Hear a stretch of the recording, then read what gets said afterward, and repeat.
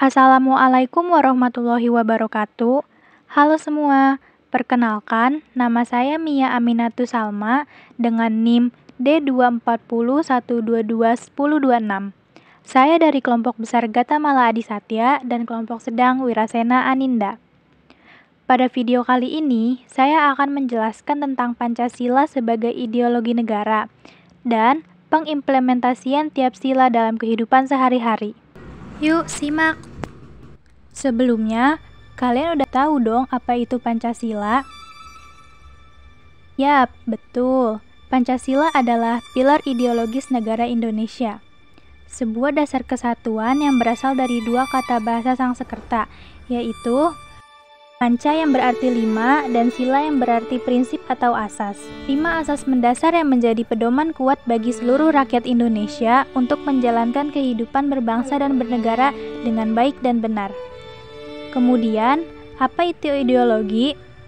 Menurut Gunawan Setiardjo, ideologi adalah seperangkat ide asasi tentang manusia dan seluruh realitas yang dijadikan pedoman dan cita-cita hidup. Ideologi merupakan sesuatu yang dihayati menjadi suatu keyakinan. Ideologi merupakan suatu pilihan yang jelas, membawa komitmen untuk mewujudkannya. Nah, semakin mendalam kesadaran ideologi seseorang, maka akan semakin tinggi pula komitmennya untuk melaksanakannya. Selanjutnya, peran Pancasila sebagai ideologi negara.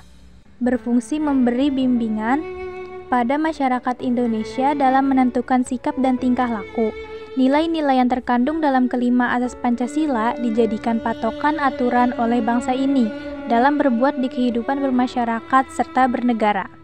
Ada 5 lambang pada Pancasila. Pertama, ada bintang emas yang mewakili sila pertama, ada rantai yang mewakili sila kedua, ada pohon beringin yang mewakili sila ketiga, ada kepala banteng yang mewakili sila keempat, dan terakhir ada padi dan kapas yang mewakili sila kelima. Makna dari lambang-lambang tersebut adalah sebagai berikut. Pertama, makna lambang bintang emas yang berarti menggambarkan sebuah cahaya seperti cahaya kerohanian yang berasal dari Tuhan kepada setiap manusia. Kedua, rantai yang saling berkaitan memiliki makna bahwa bangsa Indonesia saling terikat erat, saling bahu-membahu, dan saling membutuhkan. Ketiga, pohon beringin, yang berarti pohon yang besar untuk berteduh dan akar yang menjalar bentuk keragaman Indonesia. Keempat, ada kepala banteng yang memiliki filosofi hewan banteng yang suka berkumpul atau bermusyawarah. Terakhir, ada padi dan kapas yang memiliki makna pangan dan sandang sebagai kemakmuran rakyat Indonesia. Nah, ini ada penerapan tiap sila dalam kehidupan sehari-hari. Sila pertama, ketuhanan yang Maha Esa, yang berarti kemerdekaan beragama bagi seluruh bangsa Indonesia dan melaksanakan kebaikan berdasarkan ajaran baik Tuhan. Sila pertama ini menjadikan setiap warga Indonesia bebas menganut dan menjalankan ibadah sesuai dengan agama dan kepercayaannya. Contoh penerapan dalam kehidupan sehari-hari adalah sebagai berikut. Pertama, meyakini adanya Tuhan yang Maha Esa. Kedua, mematuhi perintah dan meninggalkan larangannya. Ketiga, memiliki sikap toleransi antar umat beragama. Keempat, tidak memaksakan suatu agama kepada orang lain.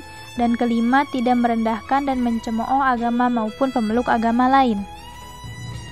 Selanjutnya, sila kedua, kemanusiaan yang adil dan beradab. Memiliki arti bahwa setiap manusia saling membutuhkan dan perlu bersatu sehingga menjadi satu sistem yang kuat. Contoh penerapan dalam kehidupan sehari-hari sebagai berikut. Pertama, mengakui serta memperlakukan setiap orang dengan adil dan setara tanpa membedakan sara dan status sosial.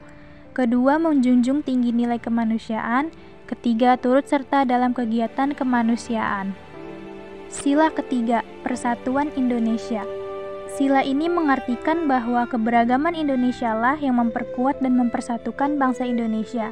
Dengan kata lain, untuk menjaga persatuan dan juga kesatuan bangsa, maka harus saling memelihara keberagaman. Contoh penerapan dalam kehidupan sehari-hari adalah sebagai berikut.